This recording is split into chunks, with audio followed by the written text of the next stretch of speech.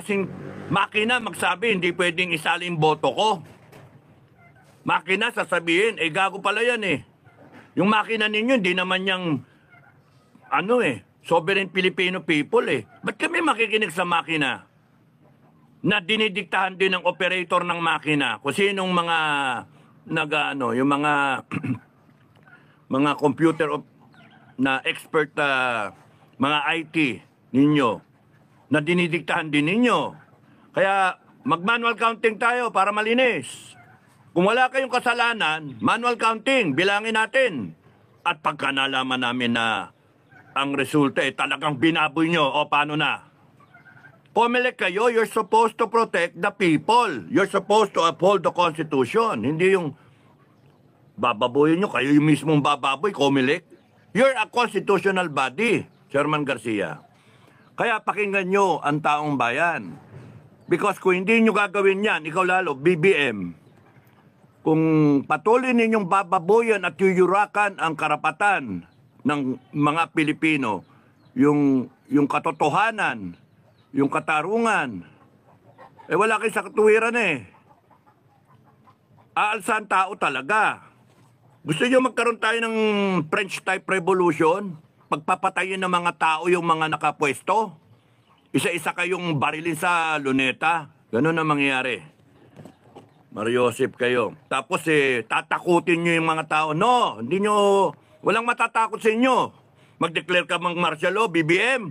Subukan mo, mag-declare ka ng martial law. At magde-declare ang taong bayan ng martial law. We will undeclare it. We will declare a people's martial law. At doon yung mararanasan yung buong lakas, yung buong tapang ng taong bayan. Kayong mga susunod sa mga wala sa hulog, mga illegal na gawain, madadami kayo. Gusto nyo na revolusyon ganun na mangyayari, kulit ninyo Nasabi na sa inyong hindi pwede yung gusto ninyo. Sundin ninyo ang nakakarami. This is a democracy. This is a democracy. Sundin nyo. Hindi pwedeng aasta kayo na kayo'y nakapwesto, kayong masusunod. Gagamitin yung konstitusyon sa amin. Mga ulul, you are supposed to uphold the Constitution. Nangya kayo, nilagay lang kayo dyan, mga langaw kayo, pinadapo lang kayo ng kalabaw. Yung kalabaw, hirap na hirap magsaka. Hirap na hirap sa buhay yung kalabaw. Mga walang niya kayo, gagamitin niyo yung sistema laban sa taong bayan, gagamitin ninyo pera ng taong bayan para lang gaguhin lalo ang taong bayan. Hindi tama yon. Kaya, Chairman Garcia at kayong mga commissioner, pag-isipan ninyo ang susunod ninyong kilos. Pag-isipan nyong maigi yung survival ng Bongbong Marcos at ng buong gobyerno, yung survival ng Pilipinas nakasalalay sa inyo. Pakinggan ninyo ang taong bayan. Bilangin nyo na lang, mano-mano. Di kung lumabas na sa mano-mano tama lang yung resulta. Di masaya. Wala. Di tameme lahat na nagre-reklamo. Pero kung hindi nyo bibilangin ng mano-mano yan, iisipin lalo ng mga kababayan natin, putragis kayo, dinaya ninyo. Kaya kung kayo, mga buta na, at lalo pa kayong magpapakabuta, revolusyon ang mangyayari. Revolusyon. Hindi matatakot ang taong bayan na lumabas sa kalsada, mag-unite. Sige, gawin nyo yan. Mag-unite ang taong bayan, laban sa inyo at hindi kayo magtatagal, madadali kayo. At yung Bongbong Marcos, hindi makakatapos. Kala ninyong galit na galit ng tao. Galit na galit, no? Pagka kinakailangan magtayuan ng tao at the right moment, kawawa kayo. Yun nakikita ko kawawa kayo. Kasi sobrang napisa yung mga kababayan natin. Sobrang ginalit ninyo Laganap ang droga, bumalik yung mga laglag bala na punit passport pa, may bago pa no? Nag-hybrid pa Tapos, nag-ano pa kayo? Nagnanakaw kayo. Hindi nyo explica yung ginto, hindi explica yung budget na yan. Nagtagal pa. 81% nakuha. Tapos yung mga pananakot na ginagamit ninyo PNP, NBI, ginagamitan nyo ng batas. Talagang sobrang ginagawa nyong abuso. Ngayong eleksyon pa, yung sagradong boto ng bawat isa, bababuyin nyo, kaya, may kalalagyan kayong lahat. May kalalagyan kayo. So, simple, isipin nyo maigi, Comelec, no? Kayo, mga commissioner, Chairman Garcia, isipin nyo maigi yung ikikilos nyo sa mga susunod na araw. Pagtuunan nyo talaga ng pansin, pakinggan nyo yung taong bayan. Pagka hindi nyo pinakinggan ang taong bayan, kayo mismo, Comelec, ang dahilan sa revolusyon. Yun yung na mangyayari. Pag-isipan nyo, pagtuunan nyo ng pansin, I am warning you na wala akong kinalaman dyan, pero nakikita. I'm analyzing things na mauwi tayo sa talagang French-type revolution. Pagpupugutan kayo ng ulo, mga animal kayo. Galit ng taong bayan. Hindi biro-biro yung hindi nyo binilang yung boto ng tao. Hindi biro-biro na nag-vote straight yung mga tao. Ang lumitaw, 3 lang ay pinasok ninyo. Dahil sa kagustuhan ninyong impis ang Inday Sara. Putyan, gusto ninyong yariin ang mga Duterte. Garapalan kayo masyado. Ikaw, Tamba, isa ka pa, masyado kang, gigil na gigil ako sa'yo. Masyado ka na, gahaman. Masyado kang ambisyoso. Ang bumoto sa'yo, ilan lang Ayun, wala kang, hindi ka abot ng milyon nga Tumakbo ka ng mayor, talo ka Matatalo ka. Akala mo, ang aasta ninyo. Nakakaano kayo. Nakakainis kayo. Ang mga taong bayan galit na. Kaya wag nyo kaming ginagago lalo. Wag nyo kaming bobolahin. Mga honorable, mga your honor, buwisit kayo. Nandiyan kayo dahil sa taong bayan. Ayusin ninyo ang trabaho ninyo. Pakinggan nyo taong bayan. At pagka hindi nyo pinakinggan ng taong bayan, sorry, sinabihan ko kayo, magkakaroon talaga ng revolusyon. At yung revolusyon na yan, hindi kayo patatawarin ng taong bayan. Mag-ipon-ipon na yung galit. Alam nyo ba yung galit ng taong bayan? Hindi lang ngayon. Hindi lang ngayon na 2022, simula kay BBM na yan. It is a culmination of, it's 40 years in the making. 40 plus years mula EDSA revolution na yan. EDSA 2 na yan. Lahat yan, pagsama-samahin mo. Kaya lahat ng kamalian ng gobyerno mula noon hanggang ngayon, even before the Marcos era, senior, pagsama-samahin mo lahat yan kasi pigang-piga na ang taong bayan. Hirap na hirap ang taong bayan. And they will rise up in protest. Matakot kayo. Pupurisayin ninyo yung gusto ninyo, hindi pwede. Pakinggan mo. Garcia, pakinggan mo. Kayong mga commissioner, kayong mga nasa Comelec, pakinggan nyo. You do a manual counting. Tignan natin ang resulta. Pakita nyo sa taong bayan. Butain ninyo ang taong bayan. O, yan pala. Anong gusto nyo? Manual counting. Yun lang pala. O sige, bilangin natin. Isa-isa. You create the process. You pag-usapan ninyo. Paano natin gagawin to? In the shortest possible time. Hindi, magkakaroon talaga ng crisis. Pagka nag-declare ang taong bayan ng martial law, remember, the power of the president to declare martial law came from what? The people. The power of the president came from what? The people. The power of the executive, the legislative, the judiciary, all came from the people. Ikaw, Comelec, pitikin ka ng taong bayan. Kayong mga hindi nakakaintindi ng power ng taong bayan, ng konstitusyon natin, it was created for the people, by the people, and of the people. We, the sovereign Filipino people. Laging yon dapat ang tanim nyo sa utak nyo.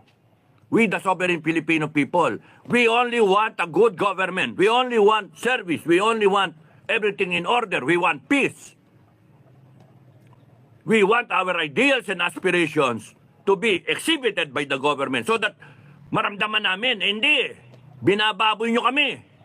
Kaya ikaw, Comelec, ngayon, nasa iyo nakatuon yung pinaka-ano ng taong bayan. Sa iyo lahat nakatuon. Babuyin nyo. Binaboy nyo lahat. Kaya lahat ng galit ng taong bayan, puputok yan, lilitaw yan. And hindi nyo mapipigil. Pagka yan, pinilit nyo ng pinilit, Inday Sara will become the president. And the people will install her as the president. Kayong mga nag-iisip na hindi si Inday Sara ang ilagay, mag-isip-isip kayo. Hindi pwedeng kayo ilagay niyo sarili ninyo. Maghunta kayo, mag-revolutionary government kayo, lalo nasa military. Mag-isip kayo. You cannot fight the Filipino people. The Filipino people will one day rise up, and that might be in the next few days. Pag-ingatan ninyo. Marami ko nakakausap kasi galit eh. Puta na, binoto namin, nag-straight kami, sinasabi ng mga tao. Ba't lang kaganon? Hindi tanga ang Pilipino eh. Tatayo talaga ang Pilipino. And in the next few days, pagka hindi nyo kinalkula ang kilos ninyo, hindi nyo pinag-isipan, mangangalsada ang tao at magtutuloy-tuluyan. And Inday Sara will become the next president. Bongbong Marcos, nangangatog ka siguro, no? Ikaw tamba, tatawa-tawa ka. Hindi pa tapos, akala ninyo. Gamitin yung NBI, gamitin yung military tsaka PNP, takutin nyo pa ang taong bayan. The people will rise up. And by that time, you will never know what hit you. 1 milyon eh, sisiw eh. Eh kung milyon-milyon yan, yung nationwide, gusto nyo ganun na mangyari? Milyon-milyon? Hindi lang mga leader dyan ng mga sibilyan ng katakutan nyo. Katakutan nyo yung mga retired. Katakutan nyo rin yung AFP nyo at PNP ninyo na sa ilalim, galit na rin. Nag-absentee voting eh, nag-Duterten sila eh. Tapos eh, ngayon eh, pipilit ninyo yung resulta ninyo sa amin? No, di pwede.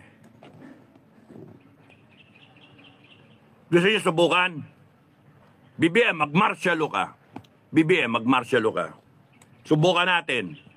Gusto nyo mag-experiment? Ha? BBM, mag-martialo ka. Subukan natin. AFP, PNP, pagka nag-martialo ang BBM ninyo, subukan nyo. Sumunod kayo kay BBM. Tignan natin. You suppress the people. Sige, tignan natin kung ano mangyayari. Dadamputin nyo taong bayan? No. Ang daming Bonifacyong lilitaw. Mabubuhay yung KKK, yung mga nananalaytay na natutulog. Nagsebo na nga eh. Ginigising ninyo eh, gago kayo. Nagsebo na eh. Wala nang pakingay ibang Pilipino, pero pagka pinwersa nyo yung gusto ninyong mangyari, sige, babuyin nyo pa ng babuyin. Election time is the only time that Filipinos feel important. Kutya, dadaanin nyo sa pera, dadaanin nyo sa panloloko, dadaanin nyo sa gipitan. Papabuyin nyo yung resulta. You are forcing the Filipinos to stand up. And that is very dangerous. You will find yourselves in the middle of an uprising. And you will be sorry. So sorry that you will pray to God and all the saints na protektahan kayo, and God will not be there. Because God is with the Filipino people. Doon kayo sa demonyo. Animal kayo. Init na naman ng ulo ko. Muhay na ko. So, yun lang advice ko sa inyo, Comelec. Garcia, pakinggan nyo yung taong bayan. You do a manual recount. Sasabihin nyo, imposible. No! Nothing is impossible pagka ang kapakanan at katotohanan, ang kinabukasan ng taong bayan ang nakasalalay. Ang future ng bansa natin ang nakasalalay. Nothing is impossible. You follow the people. Pakinggan nyo. You do a manual recount. Di pwede yung takutin nyo pa ang tao. Takutin nyo. Di pwede. Lahat kayo, tapalitan kayo lahat ng taong bayan. Gusto nyo mangyari yon? O, tatawanan kayo ng Inday Sara na siyang gusto nyong gulpihin. Tatawanan kayo. She will become the president. And it will be a revolutionary government because the people, not Inday Sara, the people will declare a revolutionary government. Ang ingay ko, ng tao. The people will declare a revolutionary government. Di nyo mapipigil yon. Pwersahin nyo pa. Alam, tatakot-takutin nyo yung tao. Hindi pwede yun. Hasta kayong kala nyo kung sino kayo ng mga hibang na hibang kayo sa kapangyarihan ninyo. Bitay ang abutin nyo. The moment na nag-install ang tao ng martial law, tao ang magma-martial law, tao ang magde-declare na revolutionary government. I will be so glad na ako ang maging spokesperson ng taong bayan. Tapos nun, biglang banat ng death penalty. O anong gagawin nyo? And the new armed forces, the new PNP, will follow the people. Kaya nga, good luck sa inyo. Pero sa inyo pa, huwag kayong makinig. Hindi pwede yung ginagawa nyong asta, tamba, isa ka pa, tumahimik ka. Kayong mga nasa Congress, pipwersahin ninyo yung gusto ninyo, hindi pwede. Yung taong bayan ang masusunod. Babuyin nyo. Asta-asta kayo.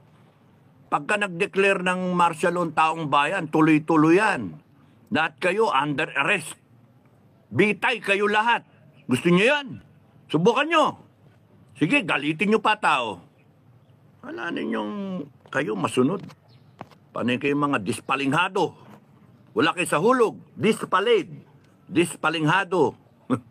Ganun ako eh. Dispalid ang tawag ko eh. Blessed morning, sir. Becky SFGF Taiwan. Thank you. Kamusta na, Ma'am Becky? Dorico. Ano ito? Vale Junior. Hi. Erlinda Flores. Hi po. Thank you. Mainit na ulo, no? Erlinda Flores. Hi. Carmen Saday. Carmen. Hi. Javines Vlog. Good morning, Kapdado. Thank you. Christine Jige. Good morning po. Thank you. Suset Tanaka, good morning po, Sir Dado, watching from Hong Kong. Christina Hige, watching from Japan. Kamusta sa mga taga Hong Kong, si Suset at si Christine sa Japan. Thank you. Crispy pa po siyang crispy pata, gutom na naman ako. Wow, nakachamba. Musta po, Chairman? Okay lang. Magbe-breakfast pa lang. Marami nasikaso. Agang gumising eh. Pagod nga ako kahapon eh. Tapos noon, nagdilim yung paningin ko. Low blood siguro. Puyat-puyat. 2 araw ng puyat eh. Sunod-sunod. Pero excited din kasi yung we're taking strides sa SFGF na kooperatiba, no? Kung mag-ano tayo, kung meron na tayong meron ng SFGF na Billy Goat, no? Kukunin ko mamaya, susundin namin mamaya. Ngayon papatrabaho na o kaya bukas kung may makuha ng tao para ayusin nato. So, sabay-sabay eh. So tina-timing ko kung paano. Mauna yung 10 kambing, 10 inahin, 1 Billy Goat. Para meron ng first base, buntis na, mabubuntis yon. And then susunod na buwan, kuha ulit 10. 10. So within 5 months, full basis tayo. Well, within 5 months na yun, nagtatanim, kukumpletuhin yan. So, yun yung schedule. All happening at the same time. So, meron na existing na bahay, aayusin lang ng konti yan, and then, hihiwalay si tatay goat, si lolo goat, meron din existing na, doon siya ilalagay. Kita nyo naman yung video na doon lang siya somewhere sa Ang iwasan lang natin, magkasipon. Mahina sila sa sipon eh. So, yun yung all is well. Pagod pero happy. Joval Lavides, good morning po, sir. Ay, siya nga pala, meron akong video ng how to join doon sa SFGF na YouTube. no? Yung isa kong YouTube. Ang pangalan ay Sovereign Filipino Guardians of Freedom. Nandun na yung video 2. Susundan ko yon ng isa pa. Sunod-sunod na yon, no? Para doon kayo mag-subscribe. So yung mga subscriber ko dito, lipat kayo doon sa kabila. If, lalo na kung kayo sasali sa SFGF, it is your concern to be updated. As your chairman, I will update you always what's happening, what's new. So ang drive natin, basically, in a nutshell, kooperatiba muna, and then paunlarin natin, and then we go for the corporate, and then we go for the foundation, no? Yun ang style natin.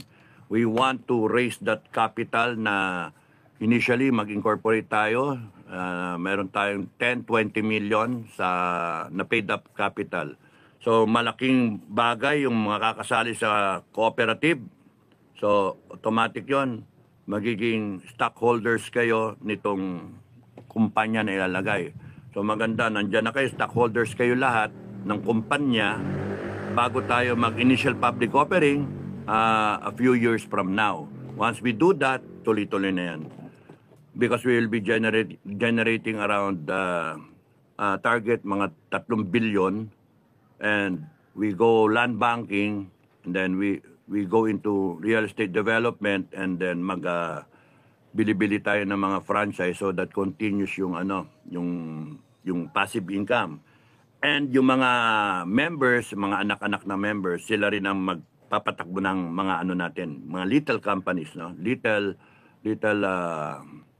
projects. All contributing to the corporate, bayad tayong taxes, okay lang yan, di natin dodoktorin yung financial statement natin, bayad tayo ng tamang tax. Nakatulong pa tayo sa gobyerno, nakatulong tayo in our private capacity sa nation building. Nakatulong tayo, eting government, ito ang mga kababayan natin, ito ang SFGF in between, na we bridge the gap between government, yung mga shortcomings, laxity, between the government and the people. We bring the gap closer, we close the gap, tapos nun, pati yung technology, we close the gap. Kung kinakailangan natin lagyan ng mga tawag doon, yung satellite na internet, yung kay Elon Musk, ang isang barangay, lagyan natin, lalo na yung mga malalayo, so that they will have access to information. That's very important. A first step in educating our Filipino people. Hindi yung tinatanga tayo nitong mga to And then eventually, if we have so much money going around, we will be able to help the far-flung barangays secure their electricity, secure their water, clean water, livelihood, etc., etc., etc. So it's malaking bagay makasimula tayo while we are standing up dun sa mga kalokohan ng gobyerno. So dual yung purpose natin. Okay. So sali lang yung gusto sumali dun sa SFGF. Mga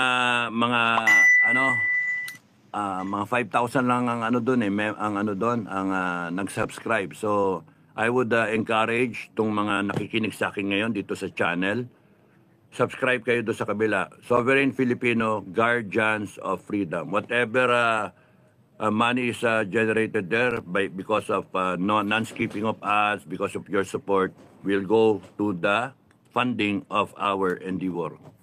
Ayaw ko kasi yung dole out yung mga gustong tumulong, yung mga OFW. Maraming salamat sa inyo. Shout out sa lahat ng OFW, no? Na initial members natin. Yung mahirap din yung buhay ninyo, kaya alam ko na pangit yung asa ng asa sa inyo. Gusto ko umikot yung capital. Wag na tayo, ayoko nang sumali sa mga rally na yan Pera-pera rin yung mga yan Yung dating ng nung iba Hindi lahat. Tapos capital preservation, yun yung mahalaga. Whatever na ma-fuse together natin, na resources natin, talent, etc., experience,